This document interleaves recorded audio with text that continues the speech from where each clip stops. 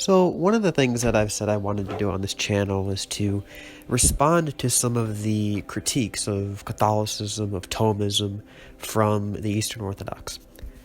I think it's very important to do this because a lot of Catholics, I think, are led rather easily into their arguments because their arguments are often quite persuasive and really get to the roots, the philosophical roots, the metaphysical roots of the issues. One of the many objections that they will raise is having to do with the doctrine of divine simplicity, specifically absolute divine simplicity. I've explored that in many of my videos. You can go and watch those if you want to get an idea of what that's all about.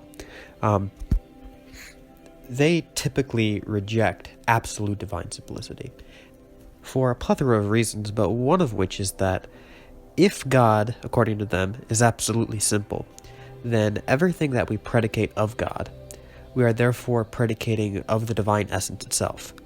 Now, if this is true, they go on to say, then it would necessarily follow that God's act of creation is synonymous with the divine essence, thereby collapsing the distinction between God and creature, and either leading to pantheism, emanationism, or even atheism.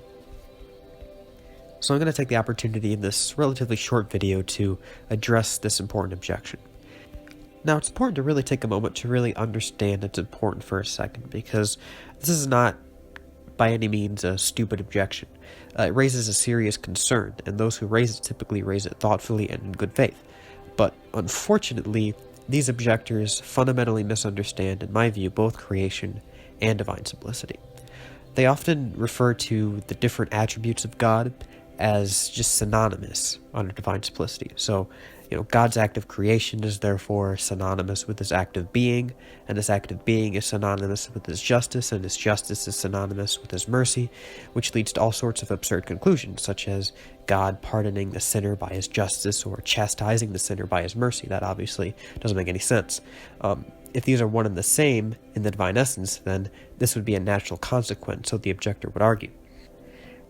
The problem is that it's not the case that, given absolute divine simplicity, the attributes of God would all happen to be synonymous with each other. Because of the composite nature of our finite intellects and the limitations derived from our creaturely finitude, we can only attain knowledge of God through composite created effects, from which we can derive knowledge of God's attributes via a plurality of limited, inadequate concepts, none of which capture the divine essence, but give us an imperfect, analogical knowledge of God nonetheless. Now, our creaturely notions of justice is distinct from mercy, as is goodness and wisdom, etc.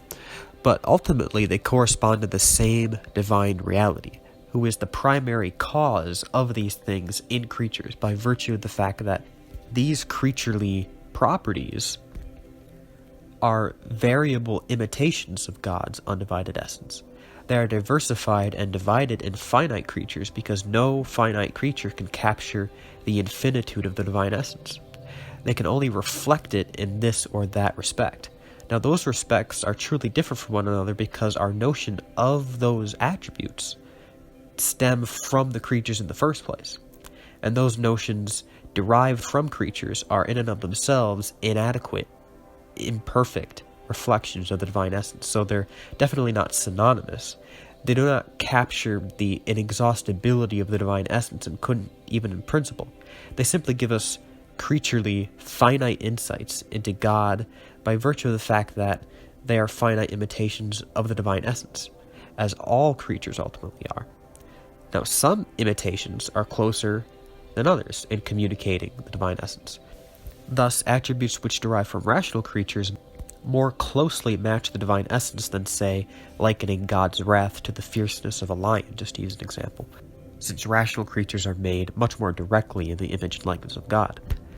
So, in light of the fact that God's attributes aren't synonyms, and yet nevertheless, as they exist in God, are one and the same, since God's essence is the primary cause of these attributes in creatures, what do we make of God's act of creation?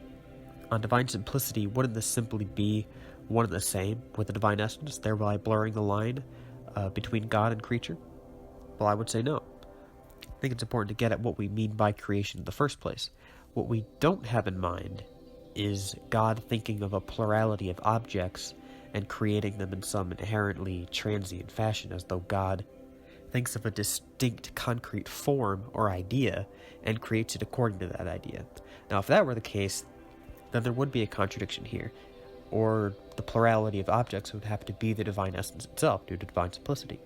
No, the plurality of creatures flows from the divine ideas of those creatures, but those divine ideas are not plural in God. The divine ideas, or the forms of things, are simply the variable ways in which God reflects himself or imitates his essence outside of himself. They are therefore effects of God knowing himself and loving his own goodness perfectly, which is fulfilled within the divine essence itself through the inner life of the Trinity, but can freely overflow into created beings that would be products of God knowing his own essence and imitating it in the world of finite creatures, because God is inherently self-diffusive. The divine essence is self-diffusive, purely actual, self-subsistent being.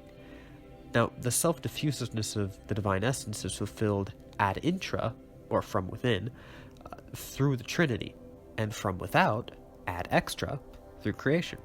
But on part of God, we can truly say that his act of creation is ultimately self-same with the divine essence, because the divine essence is inherently self-diffusive. And creatures are simply effects of God diffusing himself ad extra. So, it is derivative of the divine essence, and only the divine essence, because creation is essentially finite imitations of the divine essence as self-diffusive and self-communicative. But those created effects are not to be identified with the divine essence, because they are results of God's act of self-diffusion. They are not identical with the act itself. They are products of it, results of it. Those results are a multiplicity of created substances that each in their own unique and limited way imitate the divine essence in various ways. God does this through one absolutely simple act of self-knowledge and self-understanding. God necessarily knows himself and understands himself. This divine act of self-knowledge and self-understanding and self-love serves as the basis for God's inner Trinitarian life, but it doesn't stop there. God's inner self-diffusion, or sharing of his own essence, is infinitely and perfectly accomplished in the generation of the Son from the Father, whereby the Son is the perfect image of the Father, diffused by the power of the Holy Spirit, which proceeds by way of divine love.